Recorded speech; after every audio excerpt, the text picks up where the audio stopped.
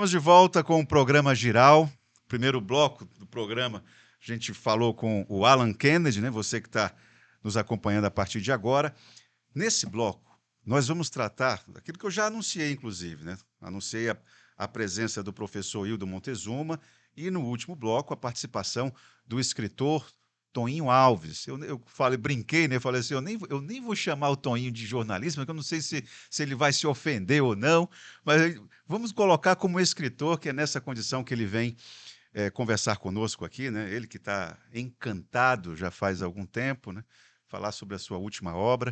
Vou conversar com ele daqui a pouquinho.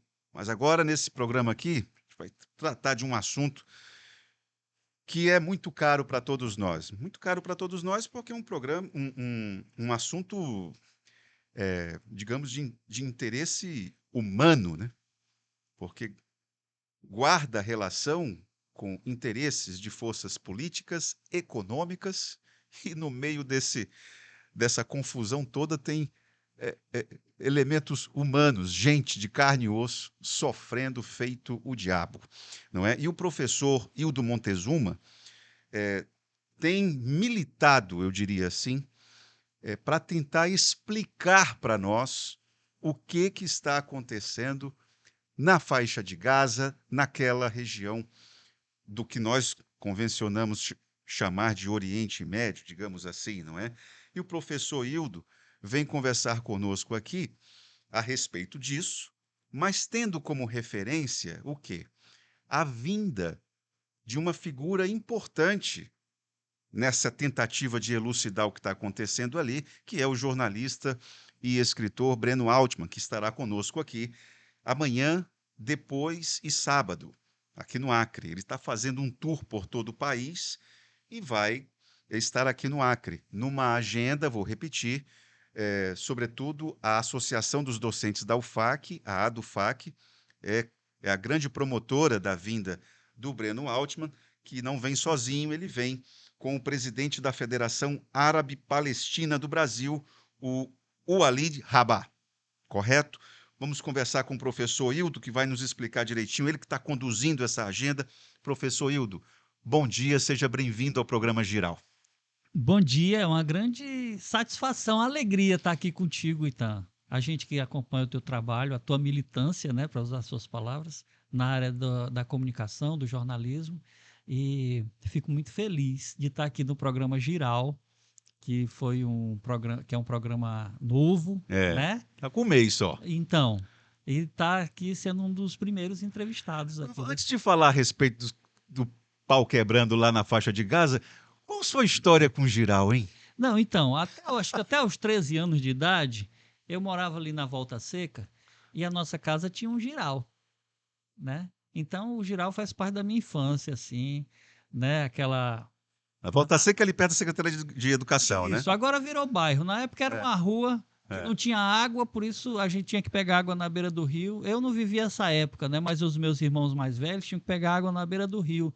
Para falta d'água, a população se autodenominou Volta Seca, porque a rua era uma forma de meia-lua ali, começa na Rio Grande do Sul e termina na Rio Grande do Sul, né? Então formava uma meia-lua, o povo apelidou de Volta A Seca. água não fazia curva lá não, né? Não. Então, lá nós tínhamos o giral, e uma vez eu no mercado, né, eu estava estranhando o preço do jambu, né? Eu estava com os amigos e comentando com os amigos, rapaz, você já viu como tá caro o jambu?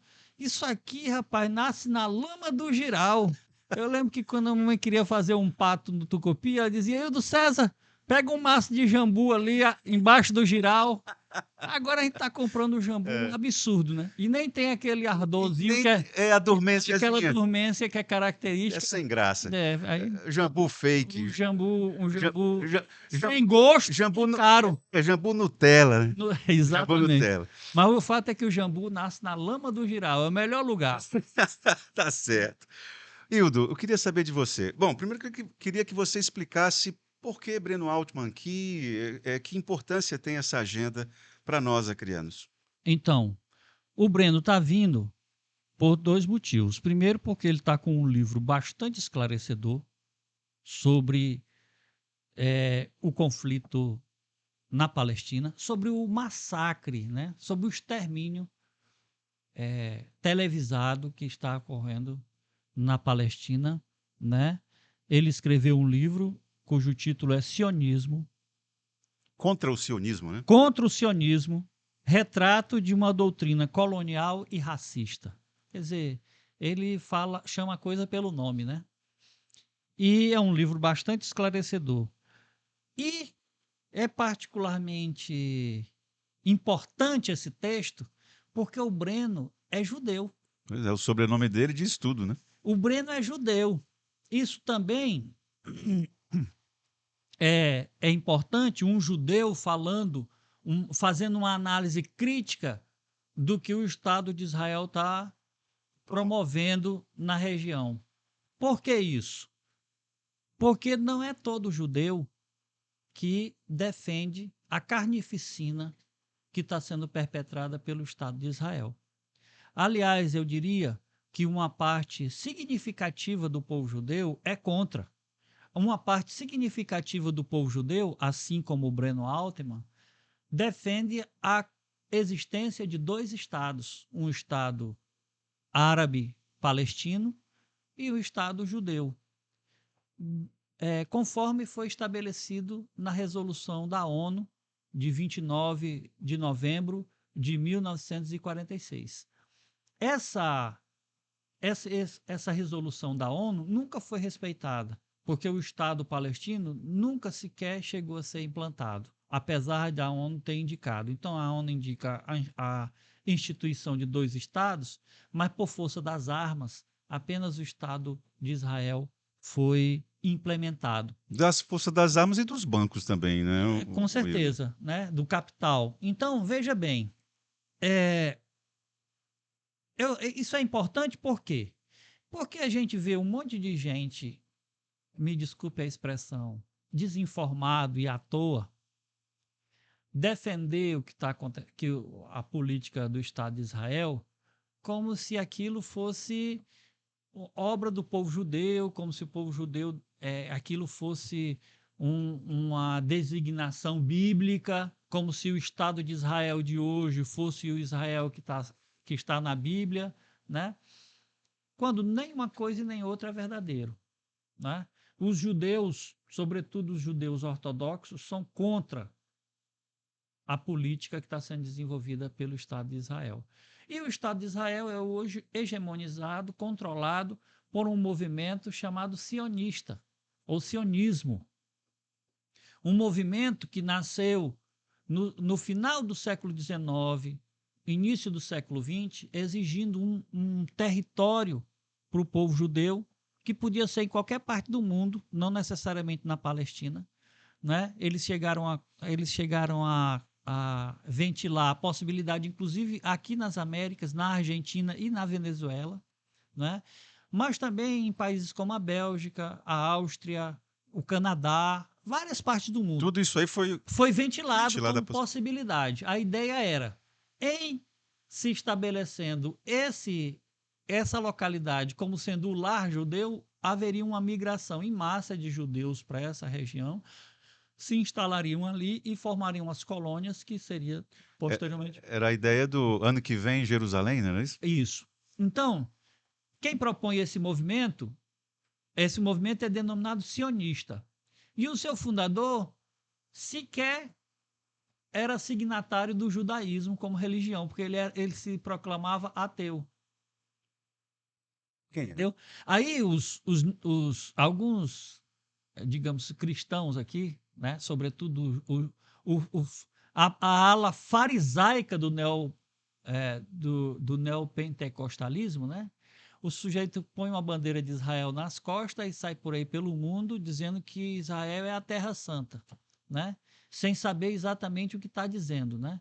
Porque os sionistas que governam o Estado de Israel, né, não se identificam com esse Deus de Abraão que os neopentecostais se identificam. Então, há que se fazer essa distinção, porque os nossos irmãos aqui brasileiros querem adotar uma postura de quererem ser mais realistas do que o rei.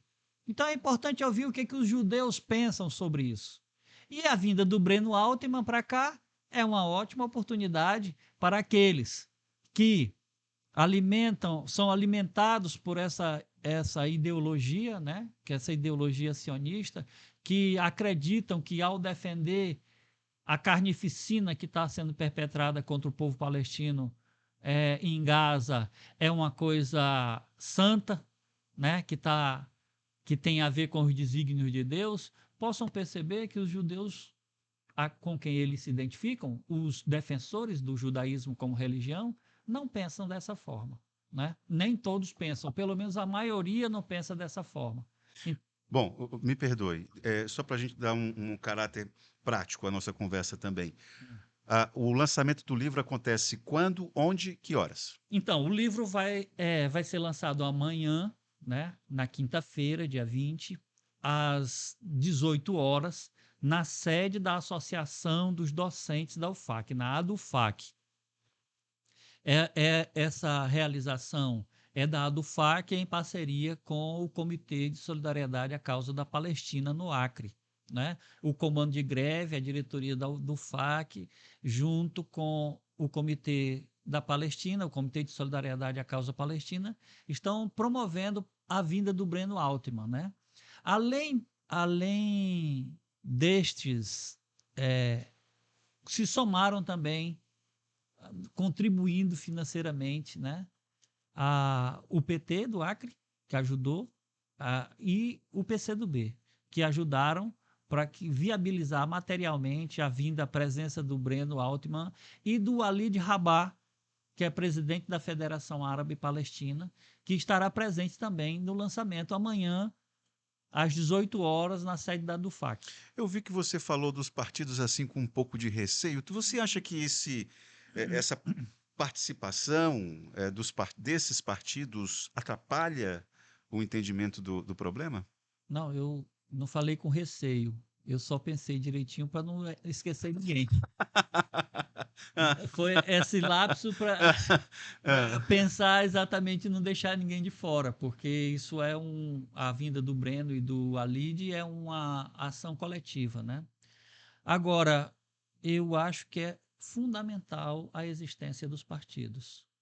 Não existe democracia sem partidos políticos. E a ideia de que tudo é a mesma farinha do mesmo saco, banana do mesmo cacho, para usar uma expressão do José Bisteni, um político tradicional aqui do nosso barranco. Rapaz, deixa eu ver como é que eu expresso isso sem ser deselegante no seu programa. Mas vamos dizer que isso é uma visão mitificada, né? É uma visão que não permite às pessoas mergulharem na essência do que são os partidos políticos. Isso faz parte de um senso comum, eu diria, pouco informado, né? Como todo senso comum, carente de informação, que tende a ficar na aparência das coisas, né? De não mergulhar na essência. Mas os partidos não são todos iguais, os políticos não são todos iguais, porque as pessoas que compõem os partidos e que encarnam a função de político não são todas iguais. Nem um ser humano é igual a outro. E o conjunto dos seres humanos que se unem por alguma afinidade também não são iguais. Então, dizer que todo político é igual é a mesma coisa que dizer que todo ser humano é igual. Que não é uma verdade. Não, nunca foi. Você pega dois irmãos gêmeos, nasceram dentro da mesma placenta, foram gerados juntos, nasceram no mesmo dia, um a cara do outro, mas quando você vai conviver com eles, você percebe que eles não são iguais. Hildo, numa E terra... quanto mais os políticos e os partidos. Então, isso é uma grande bobagem. Numa terra em que jambu cresce na lama do jiral, como é que nós podemos colocar temas como esse e fazer com que o povo que come o jambu da lama do jiral se sinta parte desse debate? É difícil? Você como educador, o que que isso nos educa? Em que isso nos educa? Então, isso nos educa na medida em que educar é humanizar as pessoas. Educar não é outra coisa que não tornar as pessoas humanas. É por isso que se diz que uma pessoa mal educada é um bruto, um bicho. Essa comparação ela é verdadeira. É um cavalo. É. Por quê? Porque o animal não pensa, o animal não tem modos humanos de viver. Então, educar é humanizar. E todo o processo educativo ele é lento e gradual. Né? Ninguém se educa da noite para o dia. Por isso, é importante a existência das escolas de forma perene, é importante a existência da imprensa alternativa, que não tenha compromisso com o dinheiro, que não seja escrava de Mamon, que é o deus do dinheiro, né? Que seja comprometida com a verdade, trabalho como que você está fazendo, como que é fazer o seguinte: vamos ouvir todas as partes de forma equitativa, né? Quem tem mais espaço na mídia tradicional tem menos espaço, deve ter menos espaço na mídia alternativa, e quem não tem espaço na mídia tradicional deve ser ouvido na mídia alternativa. Esse tratamento desigual, mas equitativo, é uma forma de Promover justiça, promover educação, educação. porque Entendi. populariza as diversas formas de pensar. As pessoas precisam ter acesso às diversas formas de pensar para que elas possam estar em condição de fazer os seus julgamentos acerca daquilo que elas consideram ser verdadeiro e daquilo que elas consideram ser falso. Agora, nesse processo, nessa deseducação em que estamos, nós estamos assistindo a um massacre, nós estamos assistindo a cena, mas nós não nos solidarizamos com aquilo ali. Muitos de nós, em- digamos assim, se irmana com o lado opressor. É, E aí? eu acho que isso é um efeito de manada parecido com o que ocorre pelo qual as pessoas torcem pelo Flamengo. Homem, você. É o seguinte, o cara quer torcer pelo time que está ganhando e pelo time que tem mais propaganda. É, Pelo aquele que é mais visto, que as pessoas veem mais vezes, está é, compreendendo? Então a Rede Globo, em certo sentido, por ser o time da família Marinho, né? A Rede Globo adotou o Flamengo. Então, os jogos mais assistidos, os mais televisionados, são os do Flamengo.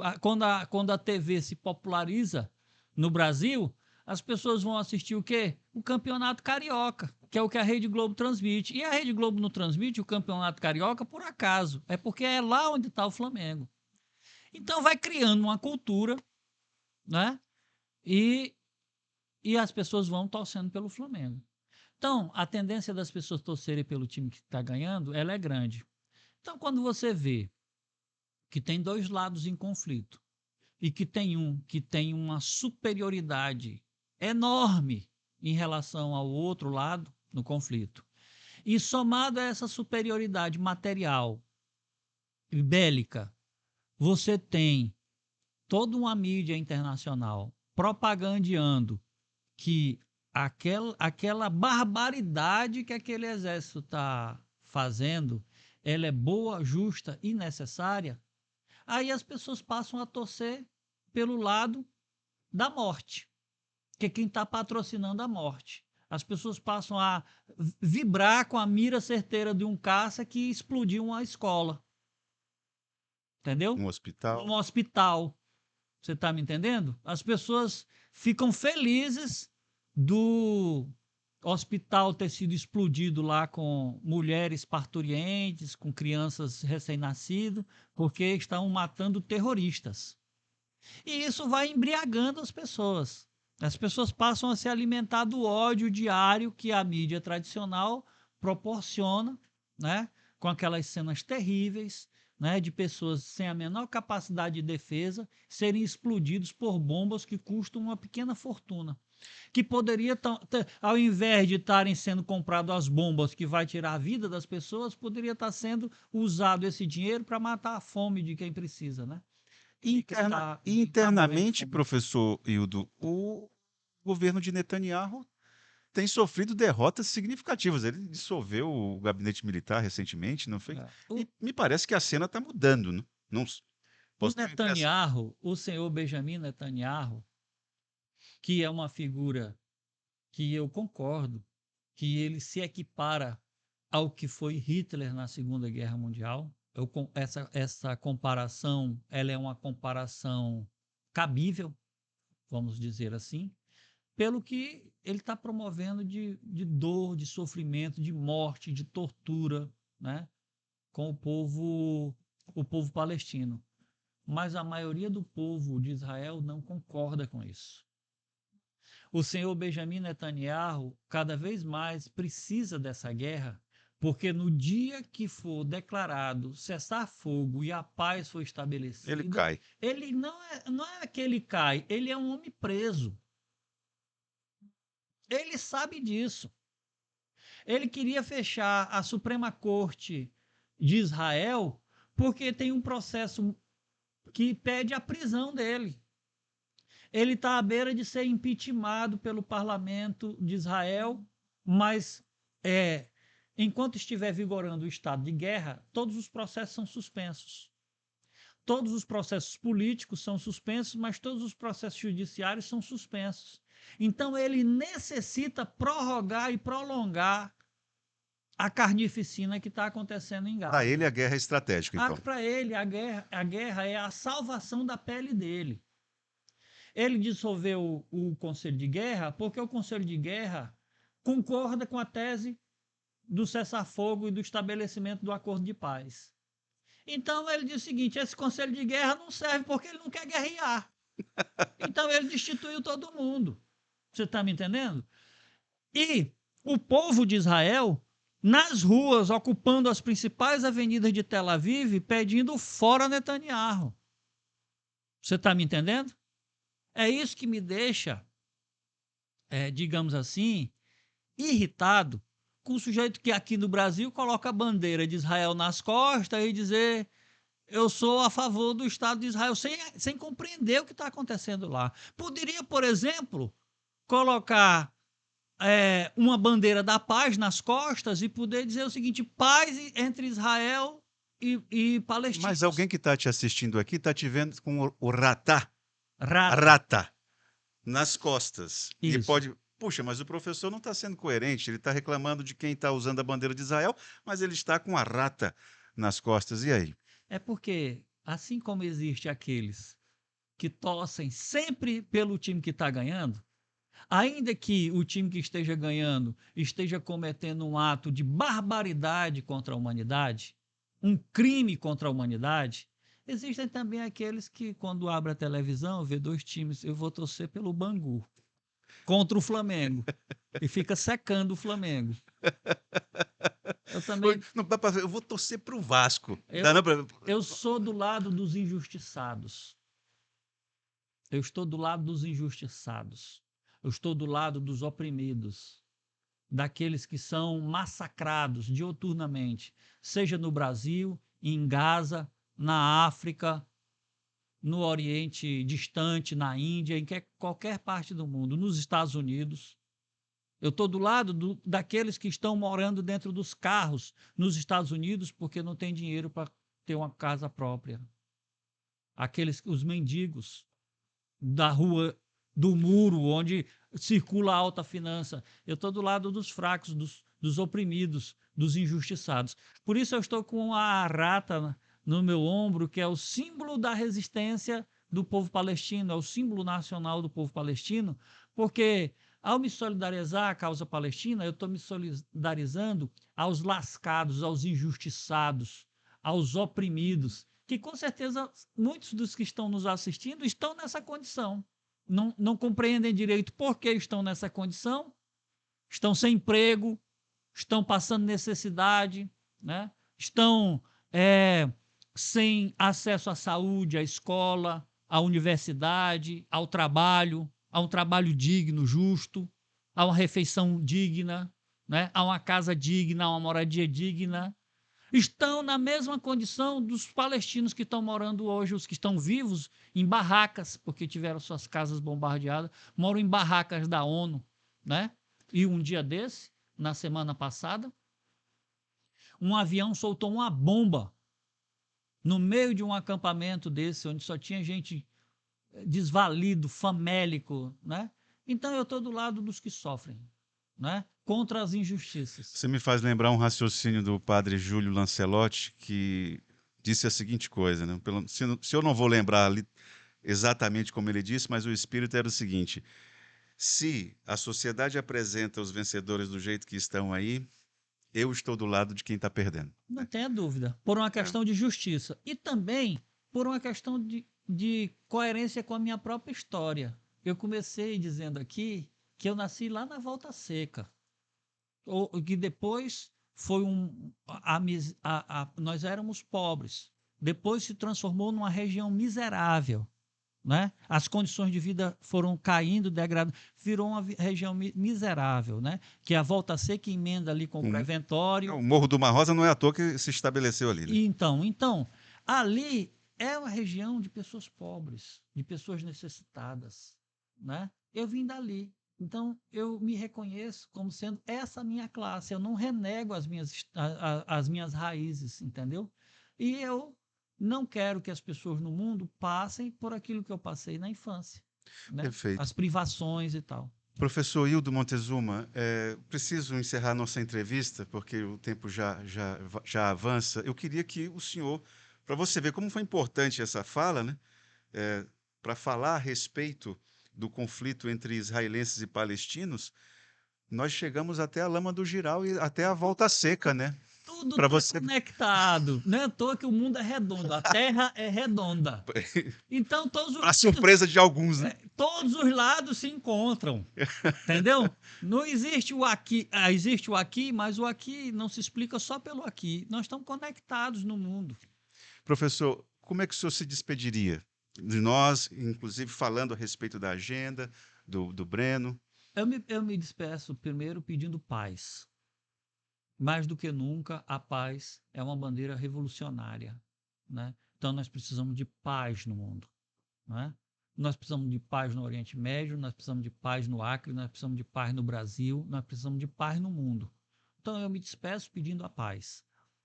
Segundo, quem quiser saber mais, alargar a sua compreensão, né?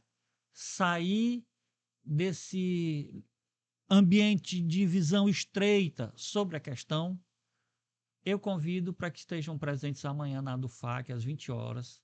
Às 20 ou às Desculpa, 18, né? É porque é dia 20, né? Isso. Amanhã, dia 20, às 18 horas, para participar do lançamento do livro. Se puder comprar o livro, tanto melhor, né? Tanto melhor, mas se não puder, pelo menos assistir a palestra do Breno Altman, que é um jornalista que já, depois de ter penado aí pelas redações dos jornais da imprensa convencional, da imprensa oficial, da grande imprensa, entrou como você no caminho da mídia alternativa, lançou o portal Opera Mundi, que denuncia essas questões, né? Inclusive o desserviço que faz a imprensa convencional na cobertura desses conflitos internacionais, e ele reuniu esses textos num livro. Vai ser bastante esclarecedor. Junto com ele, nós vamos ter o Walid Rabah, que é presidente da Federação Árabe Palestina, que vem também fazer um olhar mais específico sobre o povo da Palestina, porque o Breno, o olhar dele é o olhar de um judeu sobre o conflito. E o Walid Rabah vai fazer o olhar sobre o palestino, para demonstrar que palestinos e judeus não necessariamente precisam viver em conflitos, que eles podem sim viver de forma irmanada, entendeu? Compartilhando das mesmas ideias e habitando a mesma terra, né? Isso já foi assim no passado e certamente será assim no futuro, quando a gente superar essa onda de ódio que tomou de conta do Estado de Israel e do mundo na atualidade. Com trabalhos como o seu e do Breno, tenho certeza que teimando a gente chega lá. Muito obrigado, professor Hildo Montezuma. Eu agradeço. Vamos para o intervalo e já voltamos.